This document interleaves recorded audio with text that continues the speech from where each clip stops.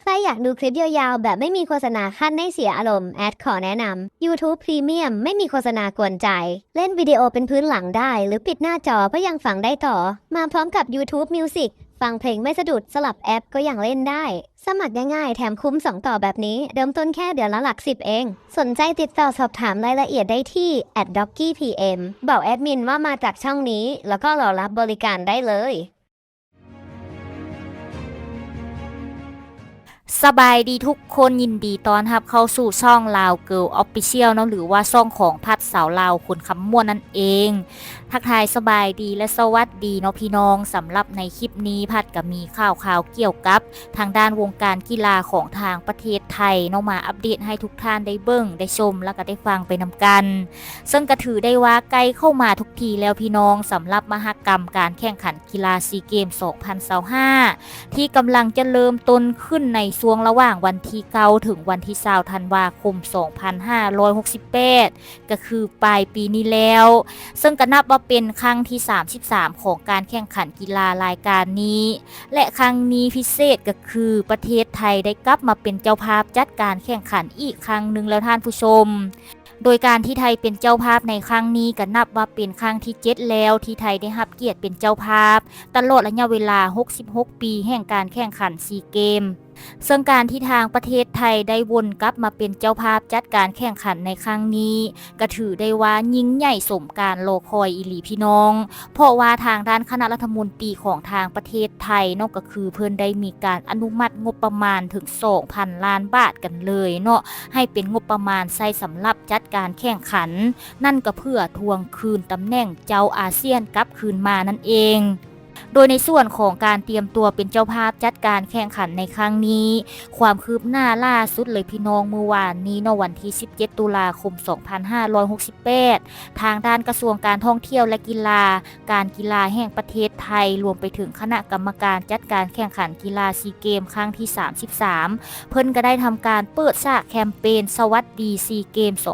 2025 เชียร์ไทยในบ้านเราขึ้นเนาะพร้อมกับการโปรโมทสุดยิ่งใหญ่ด้วยการขึ้นไปบิลบอร์ดทั่วไทยนั่นก็เพื่อปลุกพลังคนไทยทั่วทั้งประเทศให้เป็นหนึ่งเดียวก่อนเปิดบานรับทัพนักกีฬาและเพื่อนบ้านอาเซียนในศึกกีฬาสุดยิ่งใหญ่ในการแข่งขันกีฬาซีเกมครั้งที่ 33 ที่จัดขึ้นระหว่างวันที่9ถึงวันที่20ธันวาคม 2568 โดยการแข่งขันกีฬาในครั้งนี้เพื่อเป็นการหนุนเศรษฐกิจและการท่องเที่ยวของไทยเพิ่นก็ได้กระจายจัดไปยัง3จังหวัดหลักๆเนาะพี่น้องอันได้แก่กรุงเทพมหานครจังหวัดชลบุรีและจังหวัดสงขลาทางภาคใต้ของประเทศไทยนั่นเองเนาะโดยการแข่งขันในครั้งนี้เพิ่นก็ได้มีการบรรจุกีฬาเข้าในการแข่งขันทั้งหมด50ชนิดด้วยกันท่านผู้ชมเพื่อชิงชัย574เหรียญทองอาทิเช่นกีฬาสาธิต3ชนิดอย่างเช่นกีฬาทางอากาศจานล่อนชักกระเยอะรวมไปถึงกีฬาส่งเสริมมูลค่า1ชนิด MMA ศิลปะการต่อสู้แบบผสมและการแข่งขันอาเซียนพาราเกมครั้งที่13ที่เพิ่นจัดขึ้นระหว่างวันที่20ถึงวันที่26มกราคม2569 ที่จังหวัดนครราชสีมาเนาะซึ่งการเป็นเจ้าภาพในครั้งนี้ก็บ่ได้เป็นเพียงแค่ศักยภาพด้านกีฬาและการบริหารจัดการระดับโลกแต่ยังเป็นโอกาสทองที่ประเทศไทยจะได้นำเสนอวัฒนธรรมและเอกลักษณ์ความเป็นไทยสู่สายตาสาวโลกอีกด้วยท่านผู้ชม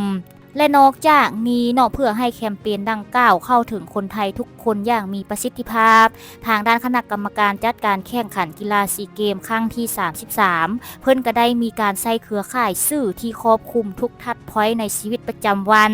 นั่นก็เพื่อสร้างการรับรู้ในระดับมหาชนทั้งในเมืองและนอกเมืองครอบคลุมทั่วทั้งประเทศรวมทั้งทั่วภูมิภาคทั้งประเทศลาวและสิงคโปร์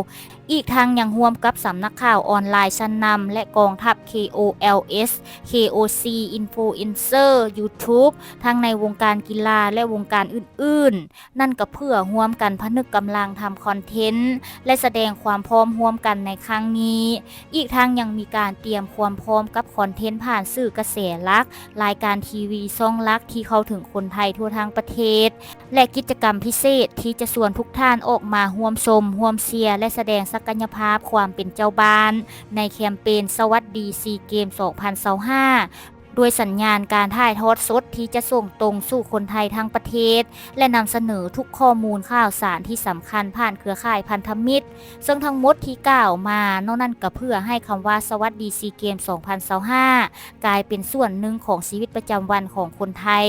สร้างแรงบันดาลใจและสื่อสารถึงเมสเสจที่อยากให้คนไทยมาร่วมด้วยช่วยกันเชียร์นักกีฬาไทยในศึกซีเกม 2025 และเพื่อโชว์ความพร้อมของกองเชียร์ของประเทศไทยในฐานะการเป็นเจ้าภาพของศึกในครั้งนี้ด้วยเช่นกัน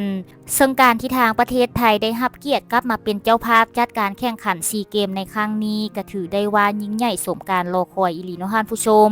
เพราะว่าเมื่อในอดีตนอกประเทศไทยก็คือได้สร้างสถิติที่สุดของซีเกมเอาไว้แล้วเนาะโดยในการเป็นเจ้าภาพจัดการแข่งขันมาครั้งที่สุดนั่นก็คือประเทศไทยเนาะที่ได้รับเกียรติเป็นเจ้าภาพจัดการแข่งขันมาแล้ว6ครั้ง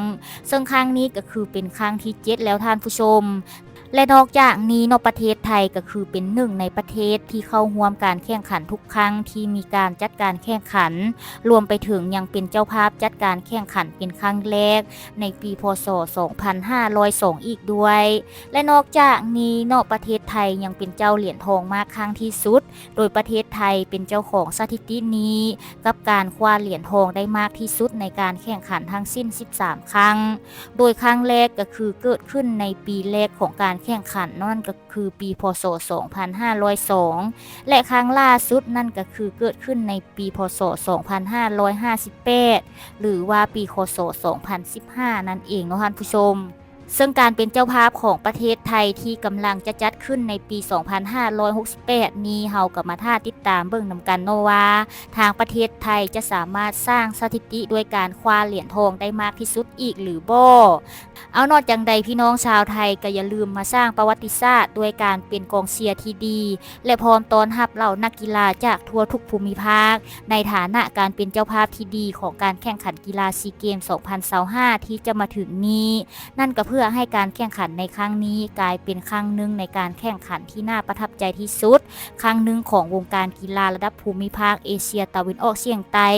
เอาเนาะสำหรับในคลิปนี้แอดมินก็สิขอฝากไว้ซ้ำนี้ละเนาะถ้าเกิดว่าในคลิปมีข้อมูลเนื้อหามีคำเว้าคำจาหรือว่ามีอันใดที่แอดมินได้เว้าผิดพลาดไปก็ต้องกราบขอโทษขออภัยทุกท่านไว้ณที่นี้นำเนาะในมื้อหน้าพัดเซตคลิปหยังให้เบิ่งก็อย่าลืมท่าติดตามโดยการกดไลค์กดแชร์กด Subscribe เพื่อเป็นกำลังใจให้พัดเฮ็ดคลิปต่อๆไปนำสำหรับในมื้อนี้ก่อนจากกันไปก็คือเก้าเนาะมิตรภาพสิขออวยพรให้พ่อแม่พี่น้องทุกคนทุกท่านที่เข้ามาเบิ่งมาชมคลิปนี้แต่ต้นจนจบคลิปจงมีสุขภาพแข็งแรงปราศจากโรคภัยไข้เจ็บนานาประการเฮงๆรวยๆตลอดปีและตลอดไปเด้อในมื้อหน้าพอกันไหมในมื้อนี้ต้องขอกล่าวคำว่าสบายดีและสวัสดีค่ะ